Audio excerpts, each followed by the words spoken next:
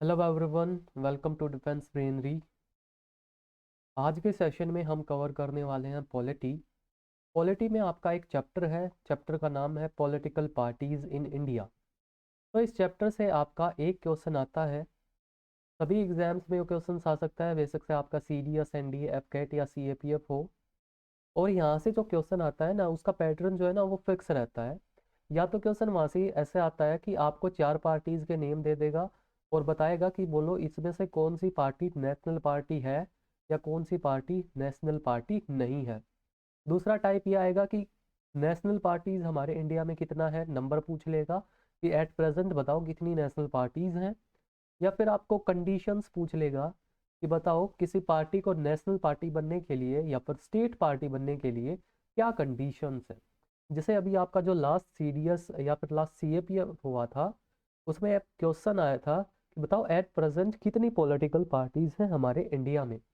उस टाइम पे उसका आंसर था 8। लेकिन आज 8 से बढ़ के आपके इंडिया में टोटल 9 पॉलिटिकल पार्टीज हो गई हैं। तो चलिए करते हैं अपना सेशन स्टार्ट। आपको बस यहाँ से रीड करना है, नोट्स बनाने हैं एंड रिवाइज करते रहना है। एंड आज जो है आपके एनडीए एंड सीएपीएफ का नोटिफिकेशन आ जाएगा। सॉरी, सीएपीएफ नहीं, सीडीएस का। तो एनडीए और सीडीएस दोनों का नोटिफिकेशन आ जाएगा, जिसका एग्जाम आपका 16 अप्रैल को होना है। तो उसके लिए अप्लाई कर देना। एंड एपकैट के नोटिफिकेशन ऑलरेडी आए हुए हैं। लास्ट डेट है आपकी 30 दिसंबर। ठीक है, 30 दिसंबर को शाम 5 बजे तक आप अप्लाई कर सकते हो। बट उस दिन का वेट मत करना, आप अभी एक दो दिन में ही अप्लाई कर देना अगर आपने नहीं किया है तो। ओके, तो चलिए करते हैं स्टार्ट। सबसे पहले पॉलिटिकल पार्टी बोलते किसे हैं, एक डेफिनेशन क्या है पॉलिटिकल पार्टी की। ठीक है, जो न्यूज़ चैनल वाले बताते हैं वो हमें एग्जाम में नहीं चाहिए होगी, हमें बस वही चाहिए है जो हमारे कॉन्स्टिट्यूशन में या फिर मेंशन्ड है हमारी बुक्स में, क्योंकि एग्जाम में तो वही पूछेगा। ओके, तो political parties are the voluntary associations और organised group of individuals who share the same political views or who try to gain political power through constitutional means and who desire to work for promoting the national interest। मतलब क्या होता है, एक लोगों का एक group group या फिर एक एसोसिएशन होती है लोगों की, ग्रुप और एसोसिएशन ऑफ पीपल। ठीक है, और इस ग्रुप के या एसोसिएशन के जो बंदे होते हैं ना, उनके जो विचार होते हैं, उनके जो व्यूज होते हैं वो कैसे होते हैं, वो सेम होते हैं। ऑब्वियसली अगर उनके व्यूज सेम नहीं है तो वो एक ग्रुप में या एक ऑर्गेनाइजेशन में कैसे टिकेंगे। और इनका एम क्या होता है, इनका एम होता है पॉलिटिकल पावर लेना। पॉलिटिकल पावर लेना, और कैसे, बाय कॉन्स्टिट्यूशनल मींस, कॉन्स्टिट्यूशन में जो तरीके मेंशन्ड है उन्हीं तरीकों से अपनी पॉलिटिकल पार्टी गेन करना और एक नेशनल इंटरेस्ट को प्रमोट करना। ये एक एम होता है किसका, पॉलिटिकल पार्टीज का। उसके बाद बात करें टाइप के, तो ग्लोबल लेवल पे आपकी कितनी टाइप की पॉलिटिकल पार्टीज होती हैं, तो वो चार टाइप की होती हैं। सबसे पहले रिक्रिएशनरी पार्टीज, दूसरी आपकी होती है कंजर्वेटिव पार्टीज, थर्ड होती है आपकी लिबरल पार्टीज, फोर्थ आपकी होती है रेडिकल पार्टीज। अभी एक एक करके इन चारों को समझने की कोशिश करते हैं। तो सबसे पहले रिक्रिएशनरी पार्टीज कौन सी पार्टीज होती हैं। तो these are those parties which cling to the old socio-economic and political institutions। मतलब क्या होती है, ये वो पार्टीज होती हैं जो पुराने जमाने में बिलीव करती हैं, पुराने ख्यालों वाले होते हैं थोड़े से। ठीक है, इनको वही लगता है कि हमारे जमाने में जो हो रहा था ना वही सही था।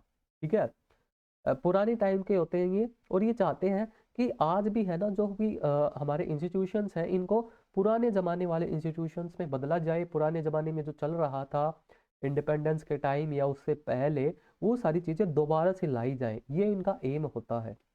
ठीक है, फॉर एग्जांपल आपकी बीजेपी हो गई। ठीक है, इनकी जैसे आइडियोलॉजी है, जैसे अखंड भारत बनाएंगे हम, ये करेंगे वो करेंगे। ठीक है, तो इनकी जो आइडियोलॉजीज हैं ये काफ़ी आपके पुराने टाइम से मिलती हैं, और ये सॉरी, चाहते हैं कि आपकी जैसे चीज़ें पहले थी वही दोबारा से क्या किया जाए, लागू की जाए। दूसरा टाइप होता है आपकी कंजर्वेटिव पार्टीज। कंजर्वेटिव पार्टीज वो पार्टीज होती हैं दो, विच बिलीव इन द स्टेटस को। स्टेटस को का मतलब होता है कि जैसा चल रहा है ना वैसा ही चलने दो। इनको कोई दिक्कत नहीं है, इनके अकॉर्डिंग सब कुछ सही चल रहा है, ठीक है, और जैसा भी है वैसा ही चलने दो, कोई इनको प्रॉब्लम नहीं है, ना इनको पुराने ज़माने में जाना होता है ना इनको नए ज़माने में जाना होता है। इनके अकॉर्डिंग एट प्रेजेंट जो चीज़ें हैं, जो इंस्टीट्यूशंस हैं, वो बेस्ट हैं इनके अकॉर्डिंग, जैसा चल रहा है चलने दें, ये बिलीव करके चलते हैं। थर्ड टाइप का होता है liberal parties. Liberal parties are those parties which aim at reforming the existing institutions. इनका एम होता है कि जो आज के टाइम पे जो इंस्टीट्यूशंस है ना उनको रिफॉर्म करें, एक रिवोल्यूशन लेके आए, ठीक है, लेकिन वो रिफॉर्म कैसे, वो धीरे धीरे over the period of time, ठीक है, क्योंकि रिफॉर्म्स देखो रातों रात तो होते नहीं है, ठीक है। तो जो रेगुलर लोग होते हैं वो होते हैं मतलब हम जो है लोगों को अच्छी जिंदगी देंगे, रोजगार देंगे, अस्पताल बनाएंगे, सड़कें देंगे, लेकिन ये सारा काम ना धीरे धीरे होगा over the period of time, इसमें समय लगेगा। तो लिबरल पार्टीज वो पार्टीज होती हैं जो रिफॉर्म लाना चाहती हैं, लेकिन रिफॉर्म कैसे, रिफॉर्म आपके धीरे धीरे over the period of time, ठीक है, क्योंकि रिफॉर्म्स कभी भी रातों रात नहीं आते। फोर्थ वन होती है आपकी रेडिकल पार्टीज, ठीक है। अब देखो रेडिकल पार्टीज क्या होती है, रिफॉर्म तो ये भी लाना चाहती हैं, बट ना इनका थोड़ा सा तरीका अलग है, इनका थोड़ा स्ट्रेट फॉरवर्ड तरीका है, मतलब एकदम से ही जो एग्जिस्टिंग इंस्टीट्यूशंस है, एग्जिस्टिंग सिस्टम है, उसको ओवरथ्रो कर दो और रातों रात जो है वो कोई एक नया ऑर्डर या नया सिस्टम एस्टेब्लिश कर दो, ठीक है, जिसमें सब कुछ नया होगा, ठीक है, कुछ भी करप्शन नहीं होगा, लोग अच्छे से रहेंगे। लेकिन ये चाहते हैं कि ये सारे के सारे रिफॉर्म्स ना अचानक से हो जाएं, जो एग्जिस्टिंग चीज़ें हैं उनको उखाड़ फेंक दो और सब कुछ लगे हाथों सब कुछ चेंज कर दो।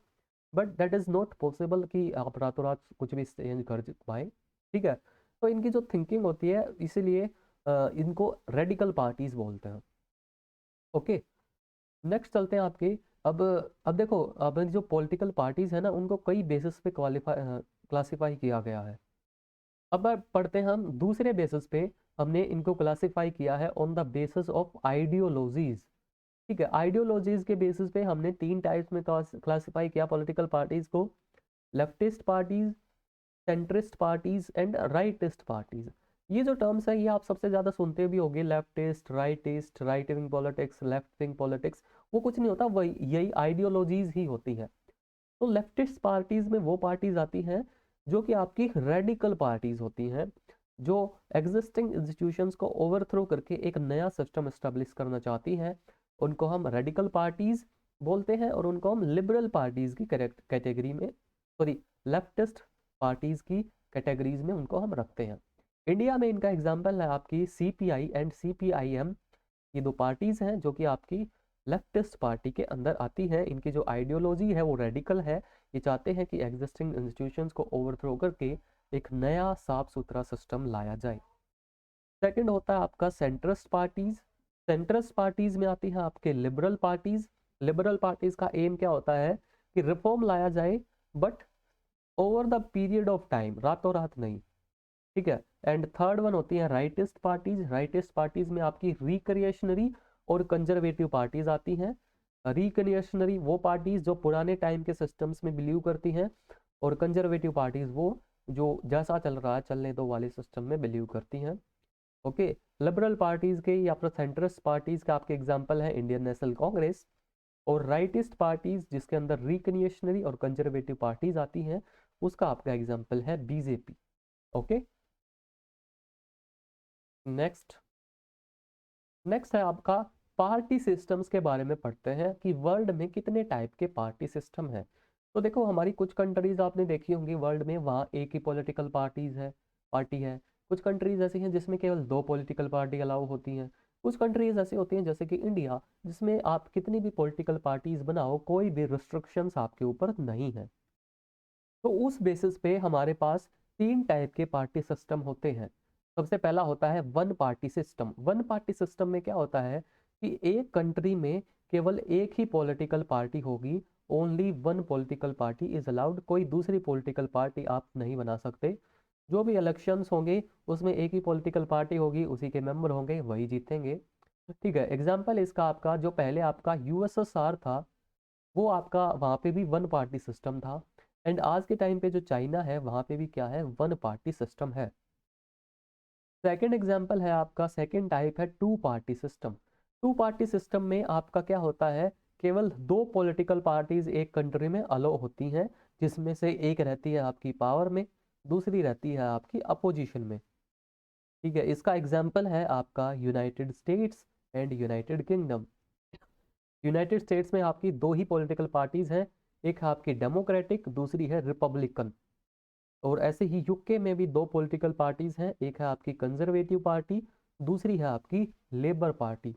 और अभी अभी इसी कंजर्वेटिव पार्टी से नए प्राइम मिनिस्टर बने हैं ऋषि सुनाक जी। ठीक है, जो कि इंडियन डिसेंट के हैं।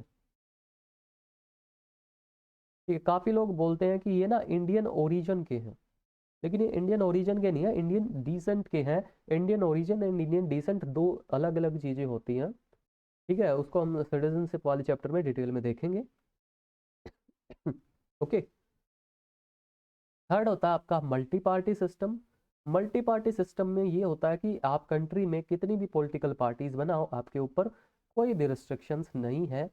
ठीक है, फॉर एग्जांपल आपका इंडिया, फ्रांस, स्विट्जरलैंड, इटली, यहाँ पे आपका क्या है, मल्टीपल पार्टी सिस्टम है। जैसे देखो इंडिया में ही कितनी सारी पॉलिटिकल पार्टीज हैं, बीजेपी, कांग्रेस, आम आदमी पार्टी, बहु समाजवादी पार्टी वगैरह वगैरह। ठीक है, और उसके अलावा हम बात करें ना, इंडिया में पूरे वर्ल्ड में maximum number of political parties हैं। यहाँ से भी आपका क्वेश्चन बन सकता है वन लाइनर, एफकेट जैसे एग्जाम में ऐसे क्वेश्चंस आते हैं। ठीक है, तो इंडिया में आपका maximum number of political parties हैं। नेक्स्ट चलते हैं आपकी स्टेटस के बेसिस पे आपके कितने टाइप्स होते हैं पॉलिटिकल पार्टीज के, उसके बारे में बात करते हैं। तो okay, स्टेटस के बेसिस पे आपके पॉलिटिकल पार्टीज के तीन टाइप होते हैं, नेशनल पार्टी, स्टेट पार्टी और रजिस्टर्ड और unregistered unrecognised parties. National parties वो होती हैं जिनको मतलब नेशनल लेवल पे रिकॉग्नाइज किया गया हो, देश में इनको सब जानते हो। ठीक है, तो वो आपकी नेशनल पार्टीज होती हैं। ठीक है, मतलब कंट्री लेवल पे आपका क्या होता है, ये रिकॉग्नाइज्ड होती हैं। स्टेट पार्टीज वो होती हैं जो किसी एक स्टेट या एक से ज़्यादा स्टेट में क्या होती हैं, रिकॉग्नाइज होती हैं, नेशनल लेवल पे रिकॉग्नाइज नहीं होती हैं। और थर्ड वन आपका होती है recognised, sorry, registered unrecognised party. कि मतलब आपकी रजिस्टर तो है इलेक्शन कमीशन के पास, लेकिन उनको कोई रिकॉग्नाइज नहीं करता। रिकॉग्नाइज क्यों नहीं करता, क्योंकि वो अभी अभी रजिस्टर्ड हुई हैं और उन्हें अभी कुछ ऐसा उखाड़ा नहीं है ताकि कोई उनको रिकॉग्नाइज करे। ठीक है, अगर इनको फिर क्या होता है ना, इनको कंडीशंस फुलफिल करनी होती है एलिजिबिलिटी के लिए, उसके बाद ये बन जाती हैं स्टेट पार्टीज। और जब ये स्टेट पार्टी नेशनल पार्टी के लिए कंडीशंस फुलफिल कर देती है, वो बन जाती है नेशनल पार्टीज। अभी आगे देखेंगे कि क्या कंडीशंस होती हैं एक स्टेट पार्टी बनने के लिए एंड क्या कंडीशंस होती हैं एक नेशनल पार्टी बनने के लिए। Next, the election commission registers political parties for the purpose of elections, grant them recognition as national state on the basis of their poll performances। ये जो काम होता है ना सारा सा, जो भी मतलब आपको पॉलिटिकल पार्टी बनानी है, तो आपका जो रजिस्ट्रेशन है वो कहाँ पे होगा, इलेक्शन कमीशन के पास होगा। ठीक है, इलेक्शन कमीशन का काम होता है पॉलिटिकल पार्टीज को रजिस्टर करना, ठीक है, इलेक्शंस के पर्पज के लिए। ठीक है, और उनको रिकॉग्नाइज करना कि हाँ वो नेशनल पार्टी है या फिर वो स्टेट पार्टी है, ये रिकॉग्नाइज करना आपका काम होता है इलेक्शन कमीशन का। ठीक है, और बाकी जो बची हुई पार्टी होती हैं वो सिंपली आपकी रजिस्टर्ड अनरिकॉग्नाइज्ड पार्टीज होती हैं। ओके, उसके अलावा अब बात करते हैं कि ये जो आपका जो रजिस्ट्रेशन होता है कि ये नेशनल पार्टी बन गई, ये स्टेट पार्टी बन गई, या ये रजिस्टर्ड अनरिकॉग्नाइज्ड पार्टी है, क्या इसके कोई बेनिफिट्स होते हैं, क्या इनकी कोई प्रिविलेजेस होती हैं? तो इसका आंसर है हाँ, इनकी प्रिविलेजेस होती हैं। क्या क्या प्रिविलेजेस होती हैं, इनको डिटेल में देखते हैं। सबसे पहली प्रिविलेज होती है इनके पास अलोकेशन ऑफ पार्टी सिंबल्स। ठीक है, जो आपकी रजिस्टर्ड नेशनल पार्टीज होती है ना, उनके पास क्या होता है, अ, अपनी पसंद का एक नेशनल सिंबल सेलेक्ट करने का उनके पास राइट होता है। और जो सिंबल एक बार सेलेक्ट कर लेते हैं वो सिंबल उस पार्टी के लिए क्या हो जाता है, रिजर्व्ड हो जाता है। जैसे आपकी बीजेपी है, बीजेपी का सिंबल है लोटस, तो अब ये लोटस ना बीजेपी के लिए रिजर्व्ड हो गया है। कोई भी पॉलिटिकल पार्टी इस सिंबल को अब क्लेम नहीं कर सकती कि हमें लोटस चाहिए तो उनसे छीन के हमें दो, नहीं, ऐसा नहीं होगा। दूसरा बेनिफिट क्या होता है आपका रिकॉग्नाइज्ड पार्टीज का, दूसरा बेनिफिट होता है आपका, ठीक है, ये दोनों बेनिफिट्स ना आपके नेशनल पार्टी और स्टेट पार्टीज दोनों पे एप्लीकेबल होते हैं। ठीक है, जो अनरिकॉग्नाइज्ड पार्टीज होती हैं उन पर एप्लीकेबल नहीं होती हैं ये प्रिविलेजेस। ओके, तो दूसरी प्रिविलेज क्या है, provision of time for political broadcast on the state on television and radio stations.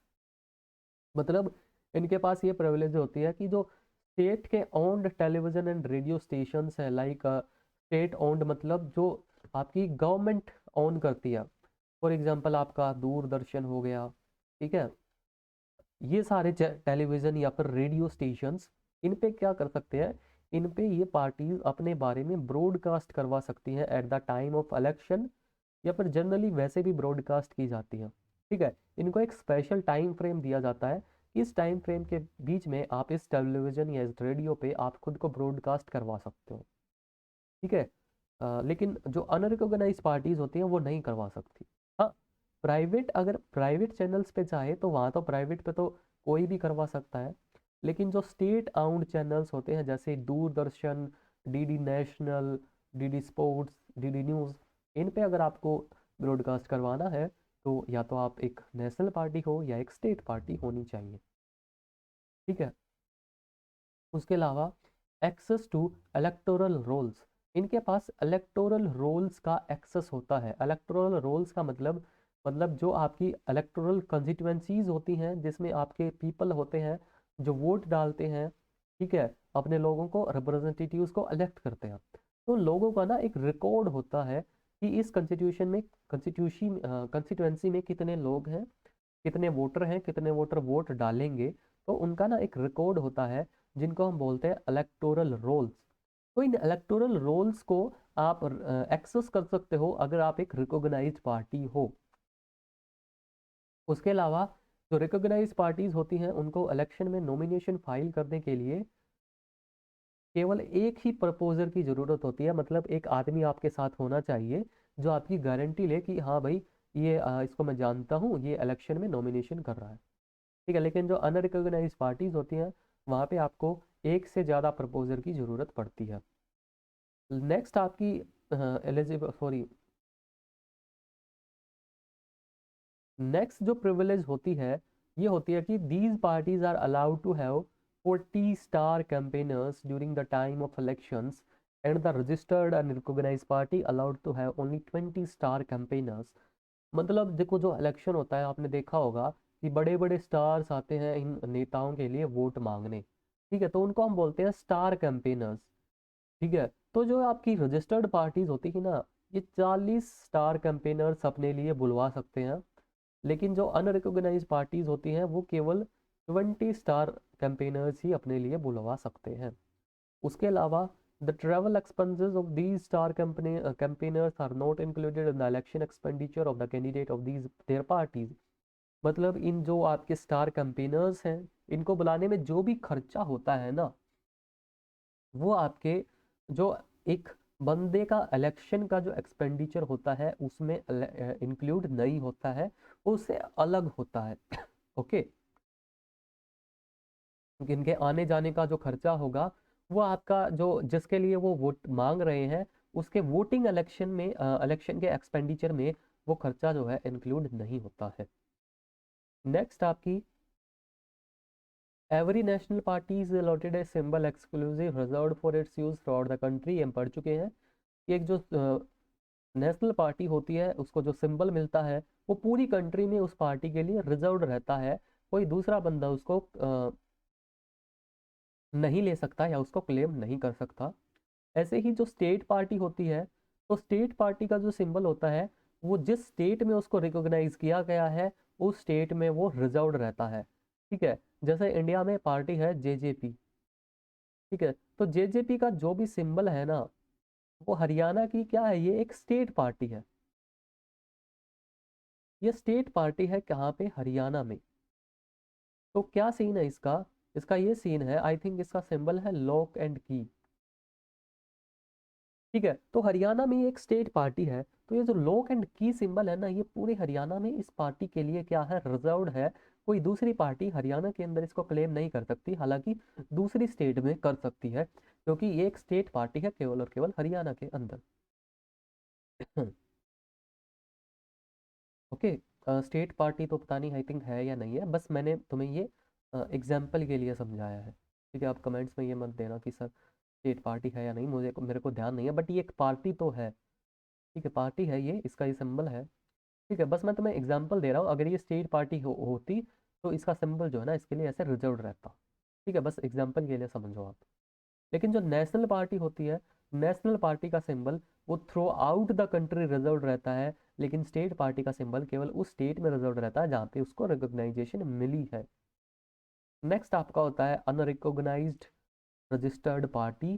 तो इनका क्या होता है, इनको एक लिस्ट दे दी जाती है, लिस्ट में सारे सिंबल्स होते हैं, उसमें लिखा होता है भाई ये सिंबल रिजर्व्ड है, ये सिंबल रिजर्व्ड है, ये अनरिजर्व्ड है, ये अनरिजर्व्ड है, इनको आप नहीं ले सकते, इनमें से कोई तुम्हें अच्छा लगे तो अपने लिए पिक कर लो।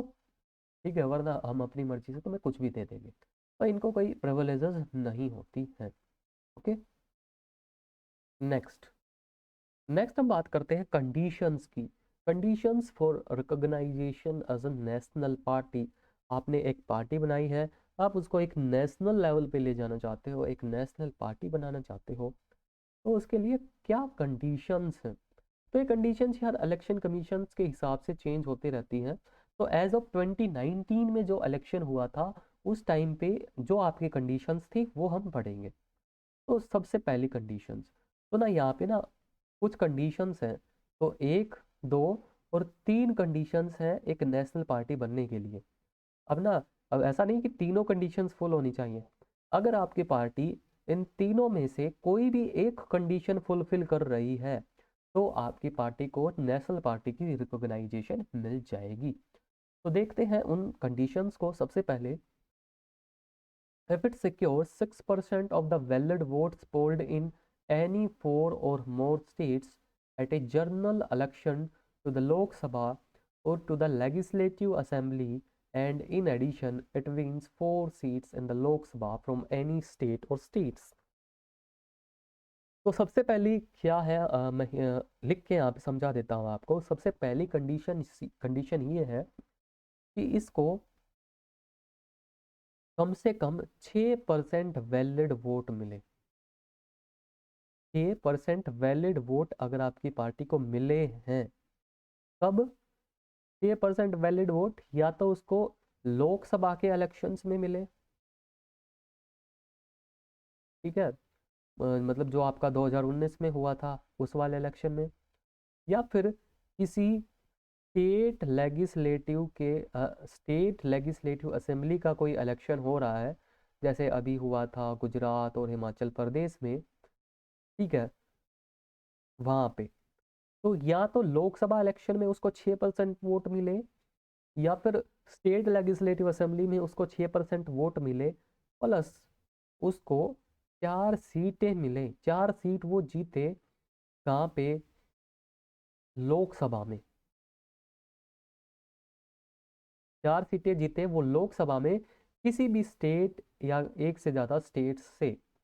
तो सबसे पहली कंडीशन ये है कि अगर आपकी पार्टी को लोकसभा इलेक्शन में या किसी स्टेट के लेजिस्लेटिव असेंबली के इलेक्शन में 6% वैलिड वोट मिलते हैं, तो प्लस उसको 4 सीटें भी मिलनी चाहिए कहाँ पे, लोकसभा में, तो आपकी पार्टी बन सकती है नेशनल पार्टी। दूसरी कंडीशन ये है, if it win 2% of the seats in the Lok Sabha at a general election and these candidates are elected from 3 states। मतलब अगर आपकी पार्टी को लोकसभा के जनरल इलेक्शन में, ठीक है, 2% सीट मिले, 2% seats from 3 states in Lok Sabha general election, ठीक है। 2% सीट का मतलब है, ऊपर देखो, ऊपर 6% वो वैलिड वोट थी, और यहाँ पे इस कंडीशन में 2% सीट है, मतलब आपकी टोटल 552 सीट्स हैं। ठीक है, इस 552 में से इसका 2% निकाल लो, इस इतनी यहाँ से 2% सीट मिलनी चाहिए, और वो 2% सीट ना कम से कम 3 स्टेट से होनी चाहिए। ठीक है, ऐसा नहीं कि एक स्टेट से 2% मिल गई बाकियों से कुछ नहीं मिला, नहीं। 2% सीट कम से कम 3 सीटों में, सॉरी 3 स्टेट्स में अगर लोकसभा में उसको मिलती हैं, तो उसको हम कंसिडर करते हैं एक नेशनल पार्टी। और थर्ड कंडीशन ये होती है, अगर किसी 4 स्टेट्स में आपकी पार्टी को स्टेट पार्टी की रिकॉग्नाइजेशन मिल गई है, तो वो पार्टी भी बन जाती है नेशनल पार्टी। ठीक है। अभी जो आम आदमी पार्टी है वो पहले स्टेट पार्टी थी, लेकिन अभी जो है गुजरात इलेक्शंस के बाद वो एक नेशनल पार्टी बन गई है। ठीक है, कौन सी कंडीशंस उसने फुलफिल की है इन तीनों में से? नहीं, ये फर्स्ट वाली कंडीशन फुलफिल की है। ठीक है, एक सेकंड एक सेकंड, ये वाली कंडीशन फुलफिल नहीं की है आम आदमी पार्टी ने, क्योंकि इसके लिए तो लोकसभा में भी 4 सीटें चाहिए, जहाँ पे उनकी अभी एक भी सीट नहीं है। ठीक है, बट इसमें ना ये पॉइंट ऐड कर लेना कि ये जो 6% वैलिड वोट है ना, ये उनको चाहिए किसी भी पार्टी को मिनिमम 4 स्टेट में कि कम से कम 4 स्टेट्स में 6% वैलिड वोट आपको मिले, या तो लोकसभा में या फिर स्टेट लेजिस्लेटिव असेंबली में। ठीक है, तो जो आम आदमी पार्टी ने जो कंडीशन फुलफिल की है वो ये की है कि ये 4 स्टेट में एक स्टेट पार्टी बन गई है, और जब कोई पार्टी 4 स्टेट में एक स्टेट पार्टी बन जाए तो वो ऑटोमेटिकली क्या बन जाती है, एक नेशनल पार्टी बन जाती है। तो जो आम आदमी पार्टी है वो पहले, सबसे पहले तो वो दिल्ली में एक स्टेट पार्टी बनी थी। ठीक है, उसके बाद वो गोवा में स्टेट पार्टी बनी थी, देन वो पंजाब में स्टेट पार्टी बनी थी, एंड देन आफ्टर दैट ये गुजरात में क्या बन गई है, स्टेट पार्टी बन गई है। तो 4 स्टेट आपकी हो गई, और 4 स्टेट में स्टेट पार्टी बनते ही वो पार्टी क्या बन जाती है, नेशनल पार्टी बन जाती है। ओके, आगे चलते हैं। Conditions for the recognisation as a state party, कि स्टेट पार्टी अगर बनना है, तो देखो अभी हमने देखा कि ये 4 स्टेट्स में स्टेट पार्टी बन गई, तो ये क्या बन गई, एक नेशनल पार्टी बन गई। अब कंडीशंस देखते हैं कि किसी स्टेट में स्टेट पार्टी बनने के लिए क्या कंडीशंस होती हैं। तो उसके लिए 1 2 3 4 5, ठीक है, 5 कंडीशंस हैं। इन 5 कंडीशंस में से अगर कोई भी एक कंडीशन फुलफिल हो जाती है, तो वो पार्टी उसी स्टेट में आपकी क्या बन जाती है, एक स्टेट पार्टी बन जाती है। तो सबसे पहली कंडीशन क्या है? तो सबसे पहली कंडीशन ये है, मान लो किसी पार्टी को गुजरात के अंदर स्टेट पार्टी बनना है। ठीक है, कोई पार्टी है उसको गुजरात के अंदर स्टेट पार्टी बनना है, मान लो आम आदमी पार्टी का एग्जाम्पल लेते हैं। ठीक है, आम आदमी पार्टी जो है गुजरात के अंदर क्या बनी, एक स्टेट पार्टी बनी। कैसे बनी है, तो उसके लिए क्या कंडीशन है? तो सबसे पहली कंडीशन ये है कि इसको कम से कम 6% वैलिड वोट मिले। ठीक है, उस स्टेट लेजिस्लेटिव असेंबली में, उस स्टेट की, ठीक है, जिस स्टेट में उसको स्टेट पार्टी बननी है। ठीक है, तो 6% वैलिड वोट मिले उसी स्टेट की स्टेट लेजिस्लेटिव असेंबली में, एस एल ए मतलब स्टेट लेजिस्लेटिव असेंबली, प्लस उसको 2 सीट मिले उसी स्टेट की स्टेट लेजिस्लेटिव असेंबली में। ठीक है, तो आम आदमी पार्टी को देखो 12% तो उसको वोट मिले हैं, ठीक है, प्लस 5 उसको सीट्स मिली हैं, इसमें गुजरात की स्टेट लेजिस्लेटिव असेंबली में। इसी के साथ वो गुजरात के अंदर स्टेट पार्टी बन गई, और 3 स्टेट में वो स्टेट पार्टी पहले से थी, गुजरात चौथी हो गई, चारों को मिलाते ही एक नेशनल पार्टी बन गई। ठीक है, तो सबसे पहले तो ये कंडीशन होनी चाहिए। अगर ये कंडीशन नहीं हो रही तो कोई नहीं, दूसरी कंडीशन ये है, if it secures 6% of the valid votes polled in a state at a general election to the Lok Sabha from the state concerned, and in addition 1 seat in Lok Sabha from the state concerned. मतलब मान लो जिस भी state में आपको state party बनना है, तो कम से कम दूसरी कंडीशन ये है कि कम से कम तुमको 6% वैलिड वोट मिले उस स्टेट में, ठीक है, आपके लोकसभा इलेक्शंस में। क्योंकि लोकसभा में भी तो स्टेट की सीट्स होती है ना, जैसे गुजरात की लोकसभा में आई थिंक 26 सीट्स हैं, तो उसके लिए भी क्या होता है, इलेक्शन होता है ना। तो दूसरी कंडीशन ये है कि उस स्टेट से कम 6% वोट मिले लोकसभा के जनरल इलेक्शन में, प्लस उसी स्टेट से कम एक सीट मिले कहाँ पे, लोकसभा में। तो दूसरी कंडीशन ये है कि 6% वोट लोकसभा में मिले और एक सीट मिले उसी स्टेट से आपकी लोकसभा में, तो आप उस स्टेट के अंदर स्टेट पार्टी बन जाओगे। और पहली कंडीशन ये थी कि 6% वोट मिले स्टेट लेजिस्लेटिव असेंबली में उस स्टेट से, और उसी स्टेट लेजिस्लेटिव असेंबली में कम से कम 2 सीट मिले। और दूसरी कंडीशन ये थी कि कम से कम 6% वोट मिले लोकसभा इलेक्शन में, और उसी स्टेट से लोकसभा में कम से कम एक सीट मिले। थर्ड कंडीशन, तो वही फिर से गुजरात के एग्जाम्पल से समझते हैं। तो देखो, अगर आपको गुजरात में बनना है एक स्टेट पार्टी, तो तीसरी कंडीशन ये है कि गुजरात की स्टेट लेजिस्लेटिव असेंबली में या तो तुमको 3% सीट मिले, या तो 3% सीट मिले, या फिर 3 सीट मिले वहां की स्टेट लेजिस्लेटिव असेंबली में। ठीक है, which ever is more. Which ever is more का मतलब है कि अगर देखो, आपकी गुजरात में आई थिंक 168 सीट्स हैं, ठीक है, तो इसका मतलब ये है, अगर देखो, अगर आपकी 3% सीट्स ज़्यादा आ रही हैं, ठीक है, 3 सीट से, ठीक है, क्योंकि 168 का अगर आप 3% निकालोगे, वो आता है अराउंड 5 सीट्स के आसपास, ठीक है। और यहाँ पे दूसरी कंडीशन है, यहाँ पे 3 सीट, तो यहाँ पे आपका एप्लीकेबल होगा ये वाली कंडीशन, ये वाली नहीं होगी, ठीक है। अगर 3% सीट आपकी इस 3 सीट से कम आ रही है, अगर यहाँ पे 3% सीट आपकी 2 आती, तो यहाँ पे आपकी कंडीशन होती ये वाली, ठीक है।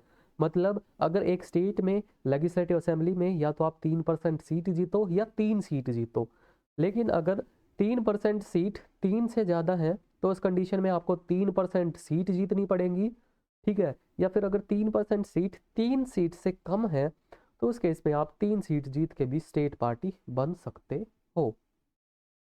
ओके। और ऊपर जो मैंने पहले एग्जांपल दिया था ना जेजेपी का, तो जेजेपी जो है हरियाणा के अंदर एक स्टेट पार्टी है। स्टेट पार्टी क्यों है, क्योंकि हरियाणा के स्टेट लेजिस्लेटिव असेंबली में इसने 10 सीटें जीती थी, ठीक है, तो ये एक स्टेट पार्टी है। वापस आते हैं अपनी, ये 3 कंडीशंस हो गई एक स्टेट पार्टी बनने के लिए। फोर्थ कंडीशन क्या है, ठीक है। अब देखो, ये 3 कंडीशंस हैं, इनमें से कोई एक अगर आप कर रहे हो क्वालिफाई, तो आप स्टेट पार्टी बन सकते हो। अगर ये भी नहीं कर पा रहे हो तो वही नहीं, एक और सीट है, सॉरी एक और कंडीशन है। वो कंडीशन क्या है, वो कंडीशन है if it win 1 seat in the Lok Sabha for every 25 seats और any fraction thereof allotted of the to the state at a general election to the Lok Sabha from the state concern. इसका मतलब ये है कि अगर आपको किसी स्टेट में स्टेट पार्टी बनना है ना, तो उस स्टेट में जो लोकसभा के इलेक्शंस होते हैं ना, उस लोकसभा में से हर 25 सीटों पे ना एक सीट जीत लो, ठीक है।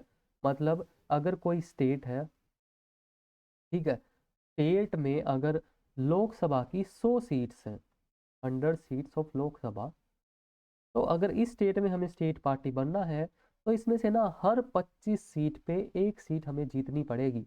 तो हर 25 के ऊपर हमें यहाँ पे टोटल 4 सीटें जीतनी पड़ेंगी, तो यहाँ पे 4 सीटें जीत लो, बन गई आपके उस स्टेट में आप स्टेट पार्टी। गुजरात का एग्जाम्पल लेके चलें, गुजरात में लोकसभा की आई थिंक 26 सीट्स हैं, ठीक है। तो यहाँ पे अगर आपको बनना है स्टेट पार्टी, तो हर 25 सीट के ऊपर एक सीट जीतनी है, तो टोटल सीट तो 26 ही है। तो यहाँ पे आपको लोकसभा से एक सीट जीत लो, एक सीट आप लोकसभा में जीत लो गुजरात से, आप गुजरात के अंदर स्टेट पार्टी बन जाओगे।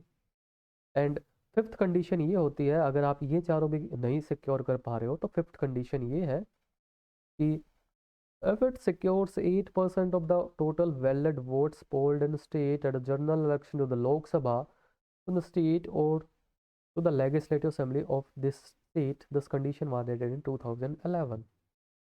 मतलब अगर आप किसी भी स्टेट के लोकसभा या स्टेट लेजिस्लेटिव असेंबली में 8% वैलिड वोट्स ले लेते हो, बेशक से सीट्स एक भी ना जीतो लेकिन अगर आप 8% वोट तुम्हें मिल जाते हैं या तो उस स्टेट की लोकसभा में, लोकसभा ऑफ दैट स्टेट, या फिर उस स्टेट की स्टेट लेजिस्लेटिव असेंबली में, तो आप उस स्टेट में बन जाओगे स्टेट पार्टी।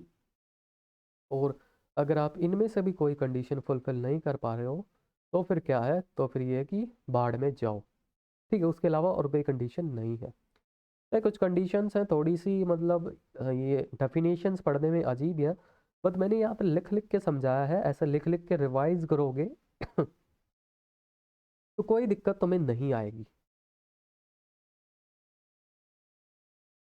नेक्स्ट आपका जो नेशनल पार्टी है यार, वो इलेक्शंस के बाद आपकी टाइम टू टाइम चेंज होती रहती हैं।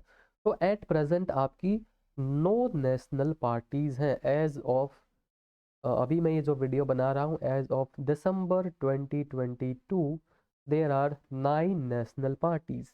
और लास्ट टॉपिक आपका बचा है कि कौन कौन सी नेशनल पार्टीज हैं एट प्रेजेंट और उनके इलेक्शन सिंबल्स क्या हैं। यहाँ से भी मैच करके क्वेश्चन आ सकता है।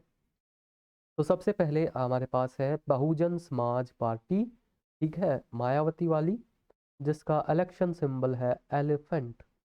दूसरी है आपके पास बीजेपी, जिसका सिंबल है आपका लोटस। थर्ड नेशनल पार्टी है सीपीआई, जिसकी फुल फॉर्म है कम्युनिस्ट पार्टी ऑफ इंडिया, जो कि एक रेडिकल पार्टी का एग्जाम्पल है, अभी हमने पढ़ा था। इसका ये सिंबल है, ठीक है। और दूसरी है आपकी CPIM, मतलब communist party of India Marxist, ये भी आपकी एक रेडिकल पार्टी है, इसका ये सिंबल है। फिफ्थ नेशनल पार्टी है आपकी इंडियन नेशनल कांग्रेस, जो कि आपकी ओल्डेस्ट पॉलिटिकल पार्टी है इंडिया में, इसका सिंबल है हैंड। सिक्स्थ है आपकी NCP नेशनलिस्ट कांग्रेस पार्टी, जो कि सिंबल है इसका क्लॉक, ये वो शरद पवार वाली है। और सेवन्थ है आपकी AITC all India Trinamool Congress, West Bengal वाली ममता दीदी वाली, इसका ये फ्लोवर है सिंबल। एट्थ नेशनल पार्टी है आपकी national people's party NPP, symbol है इसका बुक। और अभी जो लेटेस्ट बनी है आम आदमी पार्टी, इसका सिंबल है झाड़ू। यहाँ से ना ऐसे भी क्वेश्चन आ सकता है कि बताओ लेटेस्ट पार्टी कौन सी बनी है नेशनल पार्टी, तो वो बनी आपकी आम आदमी पार्टी। और यहाँ से ना क्वेश्चन आने की पूरी पूरी प्रो संभावना है, ठीक है।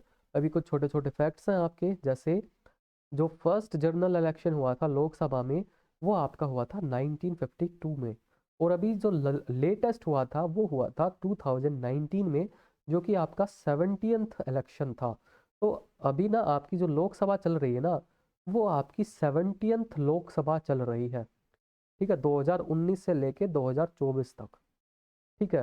फिर 2024 से लेके 2024 में आपका इलेक्शन होगा 18th लोकसभा के लिए, जो 2024 से लेके 2029 तक चलेगी, ठीक है ना। तो ये भी क्वेश्चन आ सकता है कि एट प्रेजेंट कौन सी लोकसभा चली हुई है।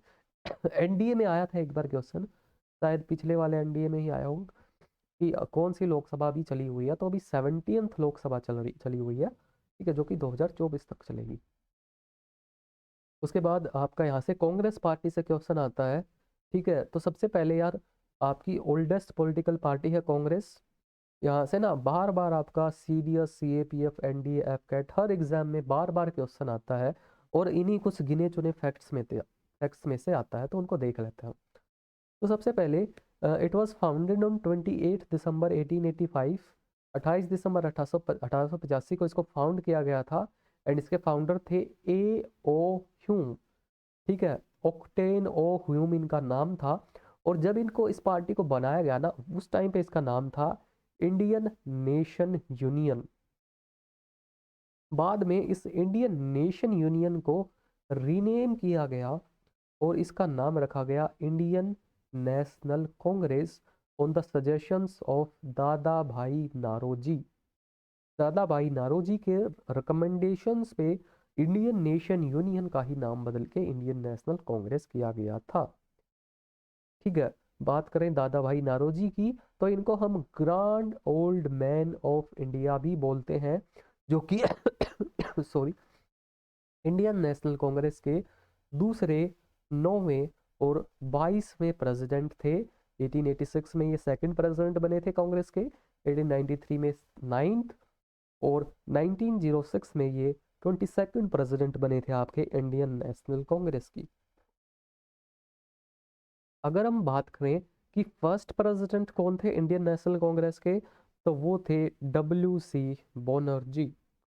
अगर बात करें फर्स्ट वुमेन प्रेसिडेंट कौन थी इंडियन नेशनल कांग्रेस की, वो थी एनी बेसेंट, जो कि बनी थी in 1970 at Calcutta session of Indian national Congress. और अगर हम बात करें पहली इंडियन वुमेन कौन थी इंडियन नेशनल कांग्रेस की प्रेसिडेंट, तो वो थी सरोजनी नायडू जी। 1925 में कानपुर सेशन में क्या बनी थी, इंडियन नेशनल कांग्रेस की प्रेसिडेंट बनी थी। उसके अलावा यही सरोजनी नायडू जी ना इंडिया की फर्स्ट वुमेन गवर्नर भी बनी थी। कहाँ की, first women governor of any state, और जो कि कहाँ की थी, यूपी की थी। ठीक है, ये बनी थी फ्रॉम 1947 टू 1949। उसके अलावा only Indian national Congress session presided by Mahatma Gandhi. Mahatma Gandhi ji ने कांग्रेस का केवल एक ही सेशन प्रेसाइड किया था, जो कि था 1942 का बेलगांव सेशन। उसके अलावा सुभाष चंद्र बोस जी ने कांग्रेस के 2 सेशंस प्रिसाइड किए थे। पहला 1938 में हरिपुरा सेशन, जो कि गुजरात में था। दूसरा 1939 में त्रिपुरी सेशन, जो कि MP में था। इसके बाद इन्होंने इंडियन नेशनल कांग्रेस जो है ना छोड़ दी थी, और इन्होंने ना अपनी एक नई पार्टी बनाई थी, ठीक है, जिसका नाम था all India forward bloc. It was founded by Subhash Chandra Bose. ठीक है, तो यहाँ से भी क्वेश्चन आता है कि सुभाष चंद्र बोस जी ने इंडियन नेशनल कांग्रेस छोड़ने के बाद कौन सी पार्टी जो है वो बनाई थी, तो इन्होंने ऑल इंडिया फॉरवर्ड ब्लॉक की स्थापना की थी कांग्रेस छोड़ने के बाद। तो ये थे भाई आपका पॉलिटिकल पार्टीज के बारे में, इसको रीड करो, नोट्स बनाओ, बार बार रिवाइज करो। इसके अलावा नवंबर की करंट अफेयर्स की वीडियो भी जल्दी ही लेके आते हैं। ठीक है, और अपने इंग्लिश के भी सेशंस हम स्टार्ट करेंगे यूट्यूब पे, जहाँ पे हम लाइव प्रैक्टिस करेंगे। तो किसी भी चीज़ की कोई टेंशन नहीं लेनी है, और खुद से तो आप लोग पढ़ ही रहे होगे, तो वो कंटिन्यू रखो। मिलते हैं अपने नेक्स्ट सेशन में जल्दी ही।